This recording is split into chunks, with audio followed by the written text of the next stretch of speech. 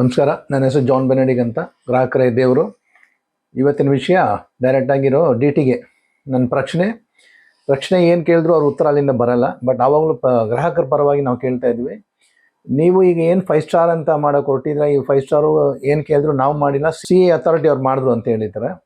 Okay, ಆದರೂ ನೀವು ಈ ಸ್ಟಾರ್ ರೇಟಿಂಗ್ ಟ್ರಾನ್ಸ್ಫಾರ್ಮರ್ ಇನ್ನೂ 3 ತಿಂಗಳು ಟೈಮ್ ನೀವು ಮ್ಯಾನುಫ್ಯಾಕ್ಚರ್ ಅವ್ರು ಕೊಡುವಾಗ ನೀವಿರೋ ಟ್ರಾನ್ಸ್ಫಾರ್ಮರ್ ಚಾರ್ಜ್ ಮಾಡೋಕ್ಕೆ ಏನು ನಿಮ್ಗೆ ಕಷ್ಟ ಆಗುತ್ತೆ? ನೀವು ಯಾಕೆ ಅದನ್ನು ಮಾಡ್ತಾ ಇಲ್ಲ? ಯಾಕೆಂದರೆ ನಿಮಗೆ ಈ ಸ್ಟಾರ್ ರೇಟೆಡ್ ಅನ್ನೋದು ನಿಮಗೆ ಇವತ್ತು ಬಂದಿರೋ ಸರ್ಕ್ಯುಲರ್ ಎಲ್ಲ ಸಿಕ್ಕಾಪಟ್ಟೆ ವರ್ಷದಿಂದ ನಡೀತಾ ಇದೆ. ಎಲ್ಲೂ ಸ್ಟಾರ್ ರೇಟೆಡ್ ಇಂಪ್ಲಿಮೆಂಟ್ ಅಂತ ಯಾವ ಇದರಲ್ಲಿ ರಾಜ್ಯದಲ್ಲಿ ಆಗಿಲ್ಲ. ನೀವು ಮಾತ್ರ ಏನಕ್ಕೆ ಇಷ್ಟು ಅರ್ಜೆಂಟಾಗಿ ಅದನ್ನು ಇದು ಮಾಡೋಕ್ಕೆ ಹೋಗಿದ್ದೀರಾ? ಮಾಡಿ, ಆದರೆ ಗ್ರಾಹಕರು ಸ್ವಲ್ಪ ಟೈಮ್ ಕೊಟ್ಬಿಟ್ಟು ನೀವು ಮಾಡಿ. ಅದು ಬಿಟ್ಬಿಟ್ಟು ಅರ್ಜೆಂಟಾಗಿ ಇವತ್ತೇ ಆಗಬೇಕು, ನಾಳೆನೇ ಆಗಬೇಕು, ನಾಡ್ದೇ ಆಗಬೇಕಂದ್ರೆ ಆಗಲ್ಲ.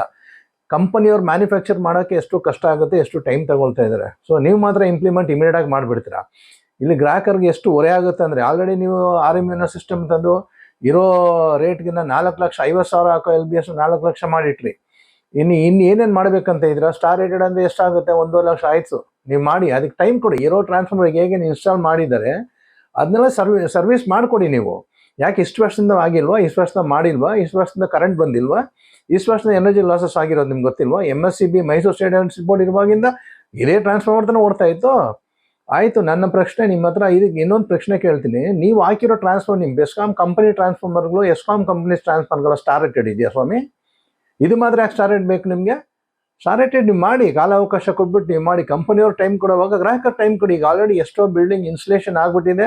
ಇನ್ಸ್ಟಲೇಷನ್ ಆಗಿ ಎಲ್ಲ ಸರ್ವಿಸ್ ಇಲ್ಲದೆ ಒಂದು ನಿಮ್ಗೆ ದುಡ್ಡೆಲ್ಲ ಕಟ್ಟಿ ನೀವು ಅವ್ರು ಕರೆಂಟ್ ಕೊಡದೆ ಕೂತಿದ್ರೆ ಅದೇನು ಲೆಕ್ಕಾಚಾರ ಆಗುತ್ತೆ ಅದು?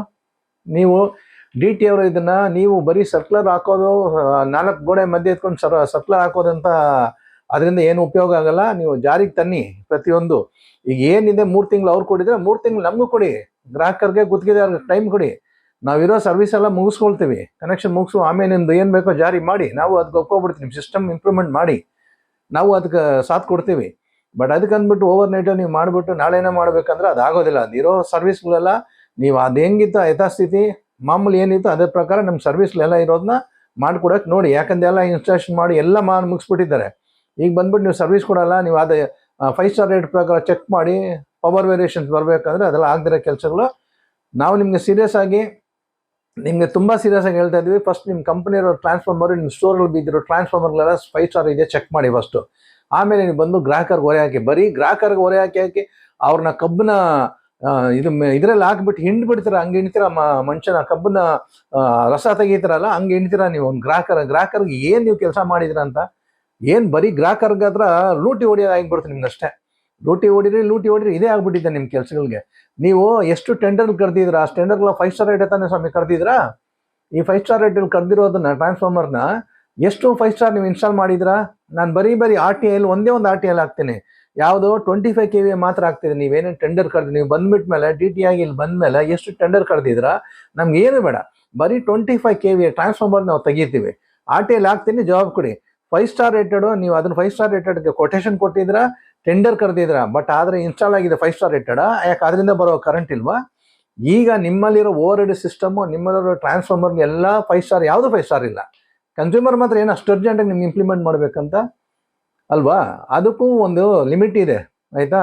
ಇದನ್ನು ಕೂಡಲೇ ನೀವು ಇದನ್ನು ಎಚ್ಚರಿಸ್ಕೊಂಡು ನಮಗೆಲ್ಲ ಟೈಮ್ ಕೊಡಿ. ಗ್ರಾಹಕರಿಗೆ ಟೈಮ್ ಕೊಟ್ಬಿಟ್ಟು ಇರೋದು ಕನೆಕ್ಷನ್ಗೆಲ್ಲ ಕರೆಕ್ಷನ್ ಮಾಡಿಕೊಡಿ.